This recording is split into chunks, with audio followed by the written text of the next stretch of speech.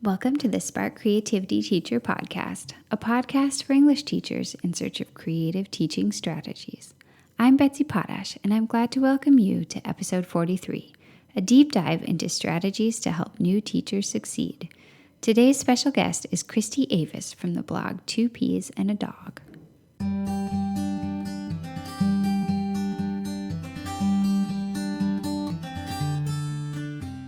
The first year of teaching is usually the toughest.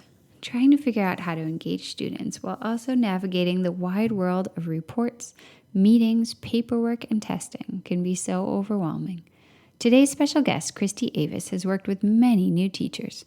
She's a middle school teacher, the blogger behind 2 Peas and a Dog, and co-administrator of a popular teacher Facebook group and Twitter chat, both called Secondary ELA. Secondary with a 2 ND ARY.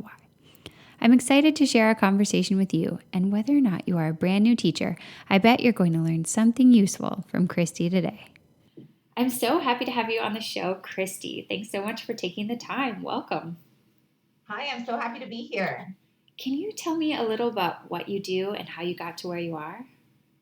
So I'm a Canadian middle school teacher. I'm in my 11th year. I will finish my 11th year very soon. We're still in school here in Canada when we're recording this. And so I just got to, I'm a blogger and I write lesson plans for Teachers Pay Teachers, or on Teachers Pay Teachers, I should say. I post them.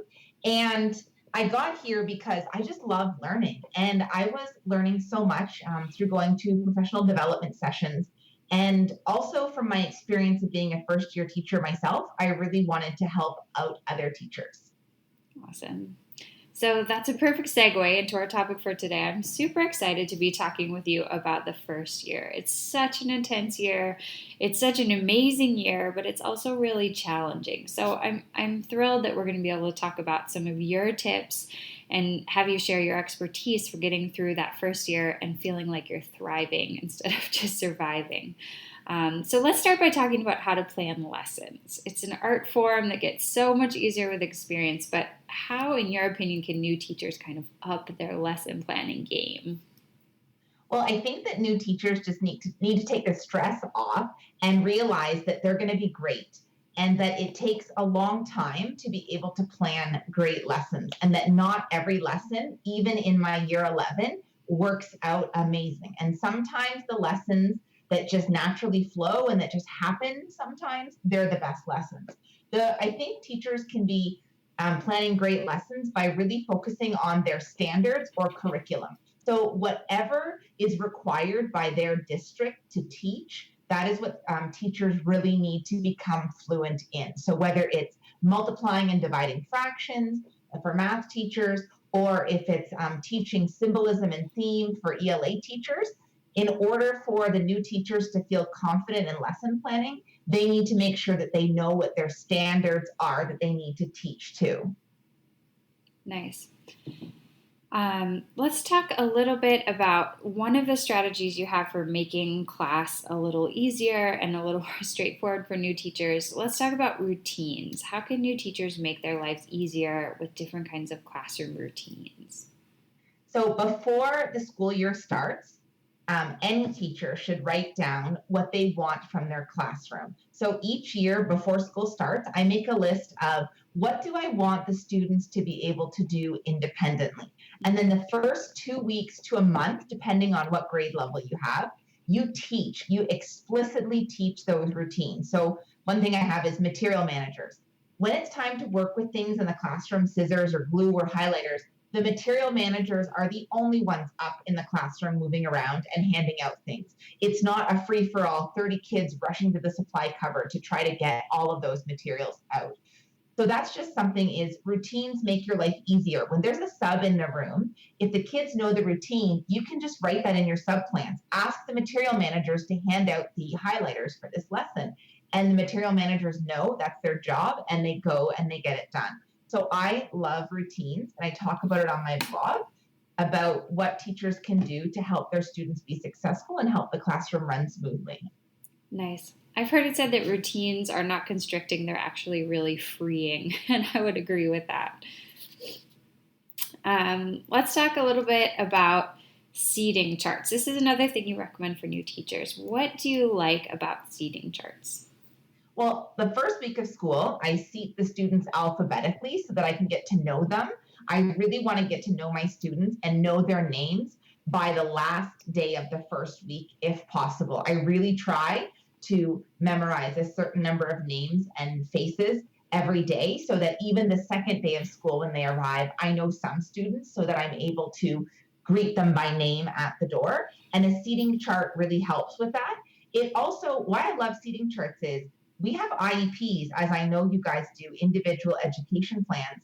And some of those plans say proximity to instructor. So if I just allow my students to sit anywhere they want, I won't be meeting the needs of my students on their IEPs for preferential seating. And a seating plan is a way to, in middle school, it's a way to help navigate the social circumstances that happen. So this person's not talking to this person, or they broke up, they don't want to sit together. They don't have to be put in the awkward spot of, oh, where do I sit now? If I've already made the seating plan, we don't have to spend 10 minutes swapping seats at the beginning of class. Students can just sit down and get to work right away on the bell ringer. I like that. So it's actually a relief for a lot of students. I read a scholarly article recently at one of our professional development sessions, and it said that middle school students have so much stress that having to choose their own seats, and I imagine it would also be for high school students, and having to navigate that social hierarchy of where am I allowed to sit and who can I sit with, just make a seating plan. And that was the first time that I'd been validated, because I know that flexible seating is all of the rage now. And I definitely do some of that. And there is time to build that into your program, but not every single day and not all the time. Yeah, I hear you. I love what you have to say about how important it is for new teachers to contribute during team planning sessions. Can you talk a little bit about that? So I think it's really important that new teachers value themselves and value the ideas that they bring to the table. And they can't just start with, and I found this amazing unit on Teachers Pay Teachers, and we have to cancel everything you've done for the past 15 years. But in a planning meeting, when someone directly turns to you and asks you, what resources have you found to teach this standard? The new teacher needs to be able to say, oh, well, I knew that we were going to have this meeting about teaching The Outsiders or another novel or a standard, and I've brought some things that I found. Whether or not your team is able to use them, the fact is you shared them, and that shows them that you are a collaborative team player. Yeah, I couldn't agree more. I feel like new teachers often have really exciting, interesting ideas because they've been thinking about these things all throughout school, and they've got, often fresh ideas and ideas incorporating new kinds of technology and stuff. And I think it's just a shame if they feel like they don't have something to bring to the table. I 100% agree. And when we have student teachers, I love to talk to them to find out what are they teaching at the Teachers College and what can I bring into my classroom. Yes, absolutely. When new teachers come in and they're feeling overwhelmed by all the demands that they face, where do you see the new teachers at your school turning for support? And where do you think that they should be looking?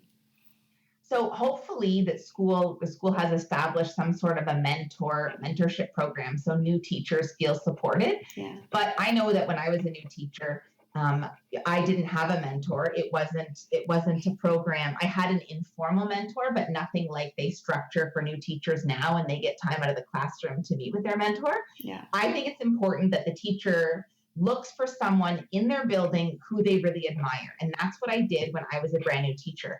I talked to teachers that were teaching different grade levels that have been teaching for a very long time, and they gave me some excellent advice. Some of those advices, like about a seating chart or having a routine, those came from experienced teachers that were near retirement, and they had seen it all and they had done it all, and they had great suggestions. And if your building is so small and there's nobody that you can look to, or maybe you're a building of new teachers, as I know there are some schools like this, there are many online communities that you can join, either through a Facebook group, or you could do an Instagram. There's hashtags, and there's different teacher bloggers on Instagram that run different networking sessions. So there's lots of places to look for mentorship when you're looking. Yes. I feel like since I was a new teacher, the world of support has exploded. It's kind of amazing. I think that any new teacher who's looking now can definitely find it once they know where to look. Moving on a little bit, I think every teacher, experienced or new, ends up coming to school feeling sick. And I think it's a real problem in our profession that we feel like we can't take a day off when we're sick. And I think it's maybe even more of a problem for new teachers who are already strained, already exhausted, then they get sick and they feel like they couldn't possibly stay home. What do you suggest when you're mentoring a new teacher? What do you suggest when they're feeling sick? To stay home. Yeah. And you know what? And I understand 100%. It is so much work to be away, but here are a few tips if you're going to be away. Number one, prepare sub-plans that you can just keep in your room at a specific location, and you tell the most responsible student where they are, or you make them in your sub-plans that you email in, or you however you deliver them to your school. Make sure that you say, look on the side counter, there is a binder labeled sub-plans. And then if you already have emergency sub-plans written, when you wake up and you are unable to go to school, and I've had, I think, 2 of them in my 11 years, where I could barely even write the plans that said, look in the emergency plans. I was so happy that I had taken the time. I just stayed one day after school and I put together a whole bunch of standalone lessons that were interesting and that anyone walking in my room would be able to teach. And so that's something else. And also, I promise you, your class will still be there. The children are not going to go anywhere. So when you return, the kids will be there. And so if you don't take that sick day, then what's going to happen is you're going to get even sicker, and then it could end up being longer than just that one sick day. You could end up with, I've seen teachers be out for a week with pneumonia or a week or 2 with shingles. And so, not that I'm a doctor, not giving medical advice here, but definitely a little cold can turn into something else. Totally. One thing I always say to try to convince people is also think about how you're going to give everybody in your class the same sickness that you have. It's just going to spread more around the school. If sickness is one of the big challenges in that first year, I think another one is getting sucked into faculty drama. And this is something that has always been really hard for me professionally. When I encounter that drama, that negativity, I find that it just kind of ruins my happiness at work. How do you help new teachers to surf that wave? Like, what do you recommend that new teachers do when they encounter those kinds of really tricky conversations, or teachers that just seem to not like them for no reason or for a reason, but still it's just really complicated? So definitely, I wrote a whole blog post about this recently, so it's funny that you should ask. And one of the things is teachers need to be able to change the subject. So they need to practice changing the subject matter of a conversation. So if a conversation turns really negative, then they need to be able to say, hey, I noticed that your students were walking around with this assignment. Can you tell me more about it? Or say, you know what, I just realized I have to email a parent back in 5 minutes. Excuse yourself from the negative conversation. You do not want to be associated with any sort of workplace gossip or negative talk. And it's also really bad for your mental health.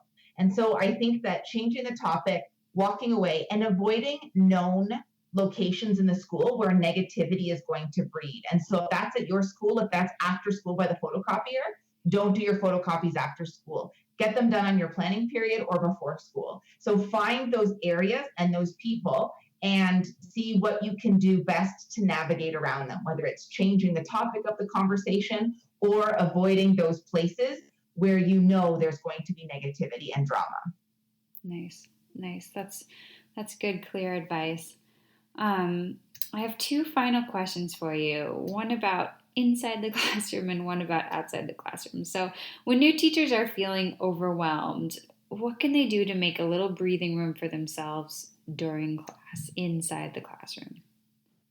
So if you're feeling overwhelmed, I would make a list. So for me, when everything's piling up, as it just did with reports due and grade 8 graduation and all the end of the year requirements that we need to do, I made a list of what I needed to get done and when the due dates were. And then every time I accomplished something, I highlighted it, or you could use a Sharpie and you could cross it off.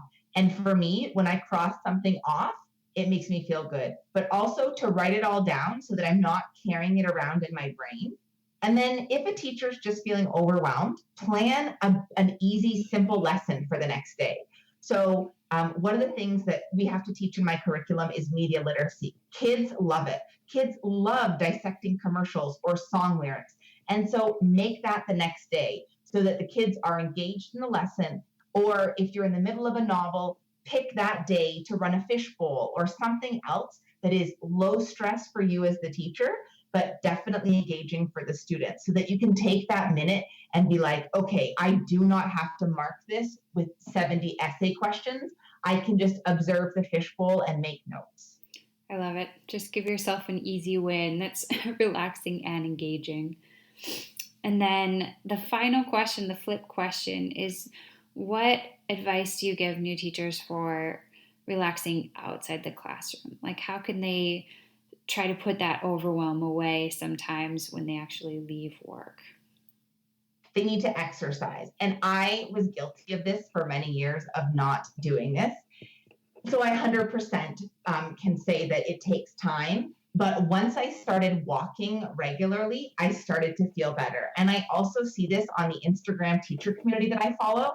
The teachers that take time out of their day, whether it's to go to yoga or to do an online fitness class, they feel better. And so that's one thing.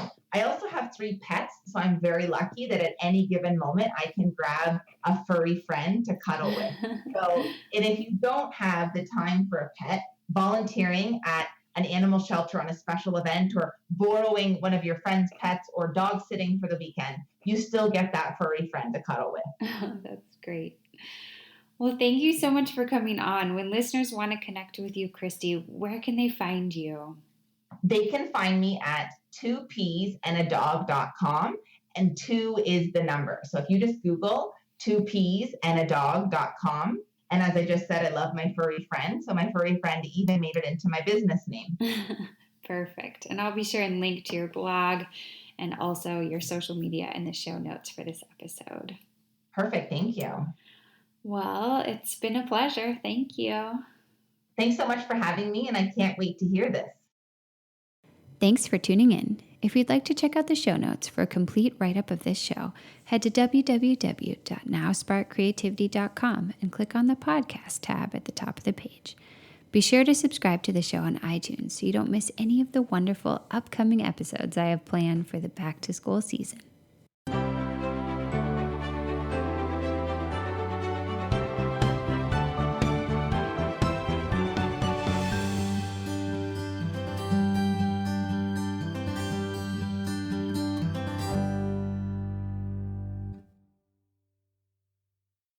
The Spark Creativity Teacher Podcast is a proud member of the Education Podcast Network.